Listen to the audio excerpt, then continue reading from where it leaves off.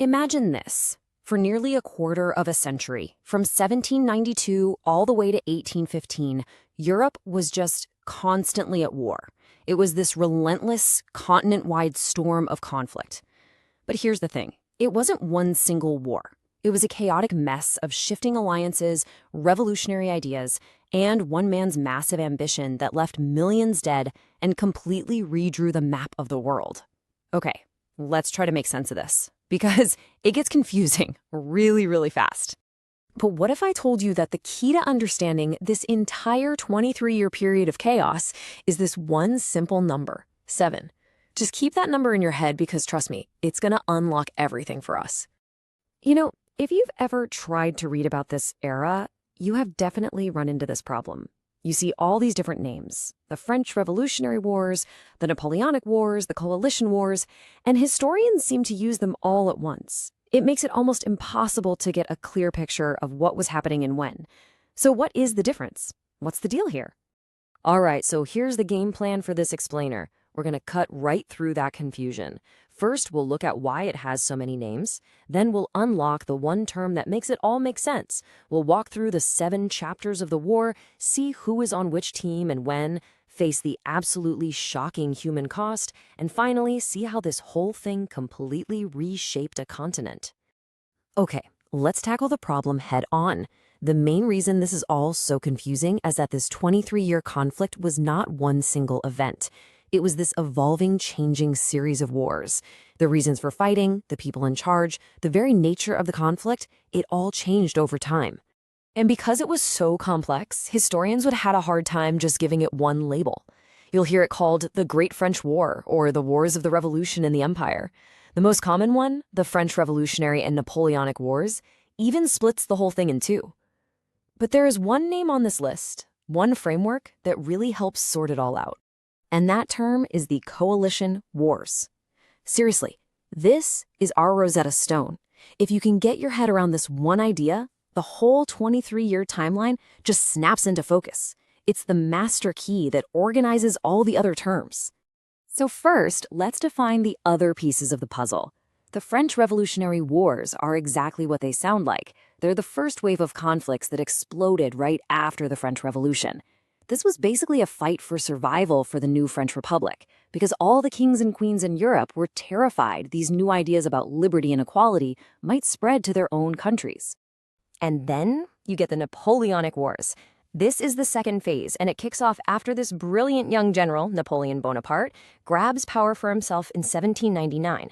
Suddenly, the wars weren't just about defending a revolution anymore. They were about expanding a massive French empire, all led by this one incredibly ambitious guy. So when you boil it all down, the dividing line between these two eras is one person, Napoleon. Before him, it was the French Republic fighting against the old monarchies. After him, it was his French Empire against, well, pretty much everybody else. Okay, and here's where it all comes together. The Coalition Wars is the big umbrella term. It refers to the 7 major alliances, or coalitions, that European countries formed to fight France across the entire 23-year period. Some of them happened during the revolutionary part, and the rest happened during the Napoleonic part. See? This is the framework that holds it all.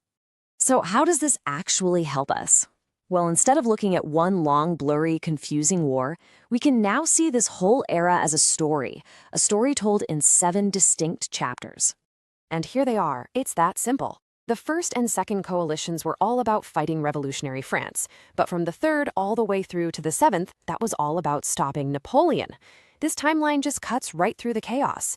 You can almost see the rhythm of it. A coalition gets together, a war breaks out, and then there's a pause before the next one kicks off.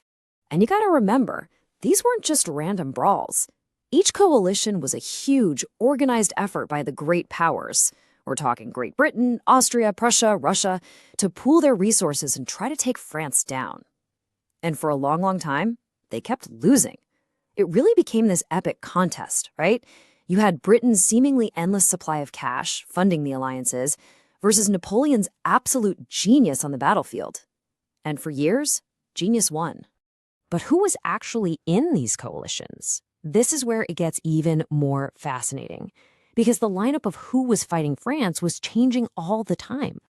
Well, it was almost always changing, There was one big exception: Great Britain. They were the glue holding the whole thing together. Britain was the only country that was a member of every single one of the 7 coalitions. They were funding the fight and fighting the fight from the very beginning to the bitter end. Just look at this table. It shows you just how chaotic the politics were. Check out Austria. They're in for 3 coalitions, then they're out for the 4th, then they're back in again. Or Prussia, who just decides to sit out the 2nd and 3rd coalitions completely.